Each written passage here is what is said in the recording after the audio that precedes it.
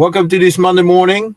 Our guest for today is Tom Asciola, the managing partner, the CEO of Apex Air Duct Cleaning and Chimney Services. And hold on, just before, here's Steve from JGS. He's back with us. Welcome back, Steve. Take it away. Tell us a little bit about you, your company. What do you do? Hey guys, good morning. So we specialize in fire protection as far as we do dry vent cleanings and chimney inspection and cleanings. We also specialize in air duct cleaning. All right. And that's kind of interesting, especially for us because of the fire protection thing. But what makes your approach to dry vent cleaning different than anybody else? That's great. So we don't only just clean dry vents. When we do dry vent cleaning, all my technicians are trained to do a full inspection. It's basically a safety inspection, making sure that everything adheres to the local building codes as well as our certification program training. Okay. All right. So you spoke about education. How do you educate the guys that go out there and do this for you? I mean, there's got to be some sort of instruction for that, no? Yeah, Steve. So it starts out with certification from the Chimney Safety Institute of America. They have a program that all my technicians go through. They get a certification license to perform this service. Well as we have a very in-house vigorous training program that all of my technicians, before they go into a truck, they go through this vigorous training throughout a 90-day period. So it's very intense. So when they hit the road, they're very well trained. Okay. Now, let me ask you, because you don't service coast to coast. You're a local guy. You do New Jersey, some Pennsylvania. But what certification should a property manager look for in other places to make sure that the techs that they are hiring, the companies that they're hiring, is actually properly certified? Great question. So it's CSIA. It's the Chimney Safety Institute of America. That's that's our staple right there. CSIA, you said? Correct. Yep. It's the Chimney Safety Institute of America. Yep. All right. So also speaking to the managers and some people that may not be aware of the process, like how often do you clean out the lint from your dryer? First, let's start there. Well, the lint filter should be changed. Should be cleaned after every load of clothes. Okay. If that lint filter gets clogged, it gets so clogged it can cut off the airflow to the dryer. If it cuts the airflow off to the dryer, it can make the dryer overheat and possibly go on fire. All right. Gotcha. Now, is that where the main reason why fire starts typically, or due to dryer? Because we're here, there's thousands of them every year. But is that typically what the problem is? Yeah, great. So here's what happens. Dryers do not go on fire. It's the lint that builds up inside the dryer that actually goes on fire. And there's three major triggers that cause the dryer to overheat. Number one is going to be the lint filter. If the lint filter is clogged, it's going to overheat the dryer. And if you put too much clothes in the dryer, it cuts off the airflow, makes the dryer overheat as well. And the third being a dryer vent. If the dryer vent becomes clogged with either lint or a bird's nest, it makes the dryer overheat and catches that lint inside the dryer, and that's where your fire starts. Okay.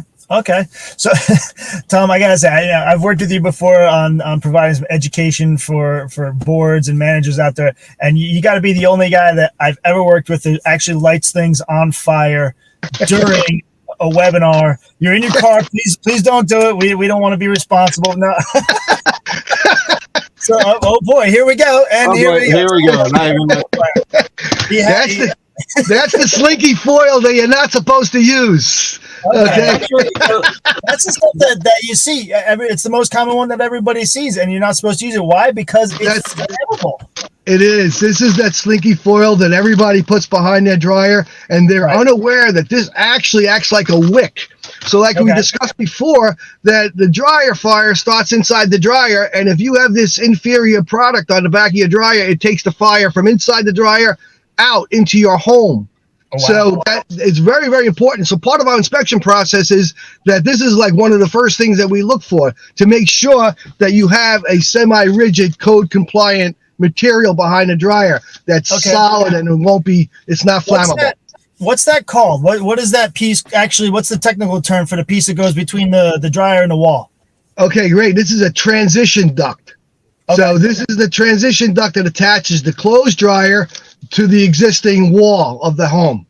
Okay. So and so you have multiple bends and so I'm having a hard time with the camera because it's opposite. It's okay. So anyway, just don't mind me.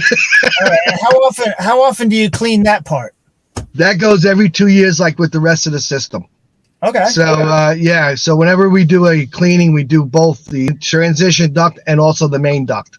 Okay. Now, what's the alternative? So let's say, you have a builder grade condo and you have like this dryer on the second floor is going through the attic. You have like the cheap flimsy pipe. What's the solution there? Should they replace that to a hard pipe? What's the solution? So that's a great question. So we go ahead and we find this in a lot of older communities built in like the 70s and the 80s, where they have just transition duct installed in the walls, and then it travels over the ceilings and stuff. And that's totally against building code. It was against building code back then, and it is now. And we always recommend changing it to metal rigid pipe. So that's a key thing because it contains the fire. It won't spread through a metal pipe. All right. So, it's a much better system.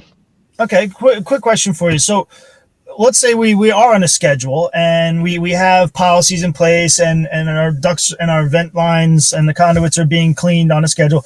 But is there anything that will tell us if there's an obstruction in between those cleanings? Like what if there's a problem that comes up in between? So the two early warning signs of a clogged dryer vent is that your dryers, instead of taking the average of 40 minutes to dry a load, you notice that now you're taking 60 minutes or 70 or 80 minutes. You'll see that the extended time will, it'll take longer to dry your clothes.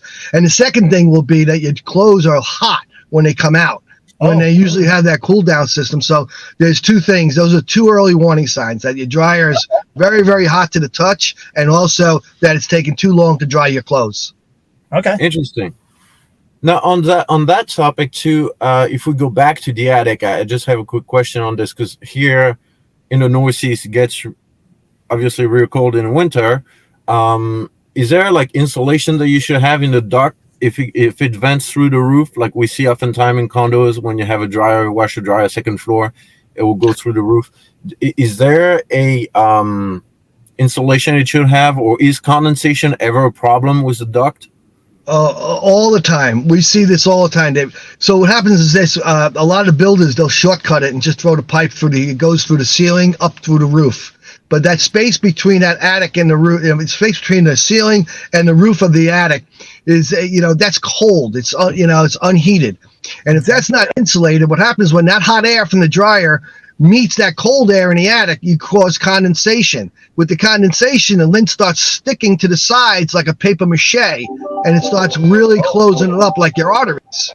Okay. So it's a very, very important thing to have it insulated to keep it from building up that moisture. Okay. Very cool. That's it. I know. Yeah, I've never heard about that before. Can I ask a question on behalf of the managers maybe out there or the boards? Let's say that we don't have a program in place, but we're interested. We hear about the dryer fires and we want to put some sort of program together for our association. Is that something that you could help us design, or is that something you could help us figure out how to do? Sure, I do it all the time. I'll meet with the board actually, and then discuss a game plan, what's great for their community, and I'll look at the design of it and recommend either 1 year or 2 years, depending on the lengths of the pipe and so on and so forth and the configuration. So yeah, I could help out with many properties like that, and also I'll show a little how why it's important. You're gonna show up with lights up on fire. Yeah, exactly. Why we do certain things, and so we can do a lot of consulting work that way to help out the boards. Okay. Now you just mentioned some things that intrigued me about the length of the pipe. Is there like a code length that you need to respect? And absolutely. Are the bands counting for extra length, or how does it work? So the National Building Code says it's 35 feet minus 5 feet for every elbow.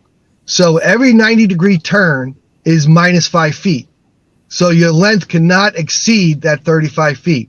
And the other thing is important that in your instruction manual of the clothes dryer, those specific in directions have jurisdiction over all local building codes. So it's important to know that the manufacturer has the final say in the type of design and length of that particular dryer. No I kidding. didn't know that. Interesting. No idea. First time I heard that. Yeah. Well, either way, sorry, go ahead, Steve. I didn't mean to step on you. I had no idea the manufacturer that their guidelines are going to supersede the local building codes. That's very interesting. Yeah. All right. Now let me ask you, Tom. In all these years of playing dryer vent, what's the craziest thing that you found stuck up in a vent? Well, all right. So I stuck my hand in a vent, and then when I stuck my arm in, it passed my elbow, so I couldn't bend my arm fast enough. And as I went in and I grabbed something, it started moving in my hand, and the reaction time was very slow to get my hand out of there. But it was a baby squirrel, and so that was a pretty nasty thing, All right. Well, I appreciate that little tidbit. Steve, do you have anything fun for our guest today? Well, I know Tom pretty well, and I think I got some questions here for him. But no, these are completely random, Tom. 1 or 2 with answers, yes or no. Real easy stuff, all right? You ready for a little bit of rapid fire? Yeah, I'm ready. Okay, we'll play friendly today. What's the last thing that you bought on Amazon? Okay, I bought handle grips for my Harley.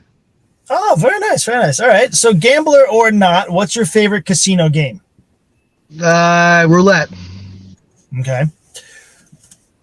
Now, all time, what do you think is the greatest invention ever? That's a good one. I don't know.